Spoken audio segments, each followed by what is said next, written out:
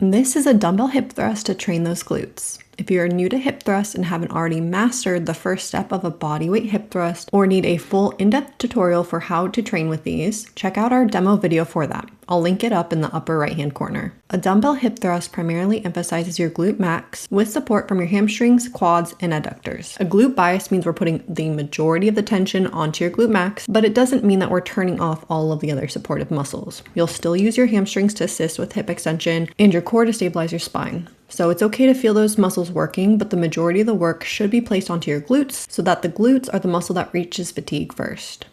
The resistance profile of a hip thrust is a shortened position biased, meaning that the hardest and heaviest point is near the top when your hips are fully extended and your glutes are the most contracted and shortened. This is different from exercises like an RDL, where the hardest part is where your glutes are stretched at the bottom. In a hip thrust, the tension peaks when your hips are near lockout, which makes it super important to make sure that we're reaching that full hip extension by squeezing your glutes while keeping those ribs pushed down and stacked over your pelvis. For setup, you want to find a box or a bench that is roughly knee height and have it placed so that it's stable and will not slide, like you see here. Benches should be fine, but if you're using a box, I usually need to place a heavy dumbbell behind it so that the box doesn't move back while you're doing your reps. There's two different ways you can get into position. Option A, you can sit on the box or bench and place the dumbbell into your hip crease and then lower yourself down.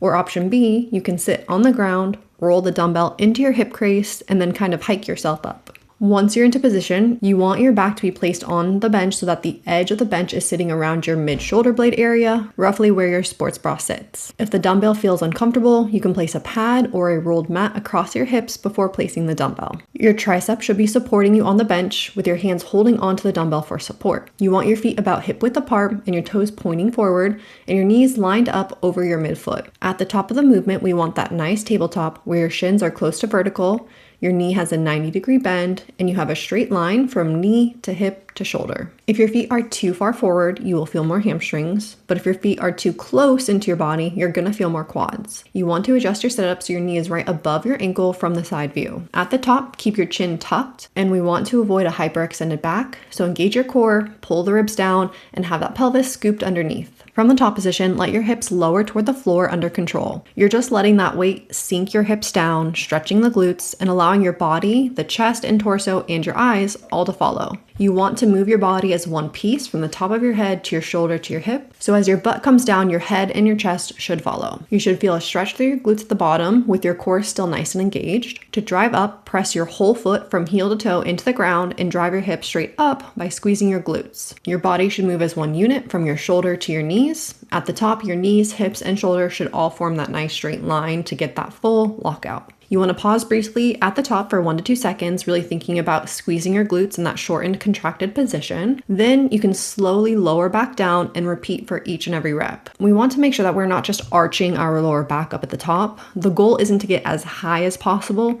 but to contract the glute as much as possible into that hip extension where we're nice and flat. So we want to engage our core, pull the ribs down, and we want to come back down as we keep that torso straight like a plank of wood, like it's pivoting off of the bench. Let's go over some common mistakes. One common mistake is flexing and extending through your spine as you go through your reps.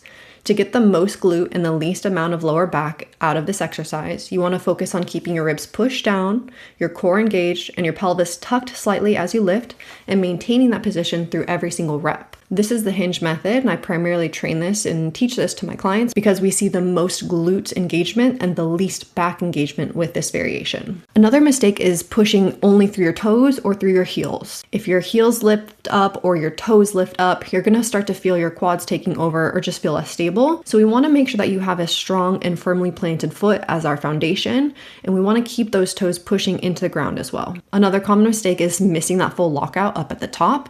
This is where we're gonna get the most glute engagement in that shortened position, so we really don't want to skip this. We want to make sure we're really squeezing the glute, driving up to that top straight tabletop position. And lastly, rushing the reps. We really want to make sure we're controlling that lowering phase and that we're getting into that fully locked out position at the top. Really, the quality of each rep matters more than how fast we finish the set. We want to make sure that we're getting good engagement onto the glute and not just going about and ticking the box.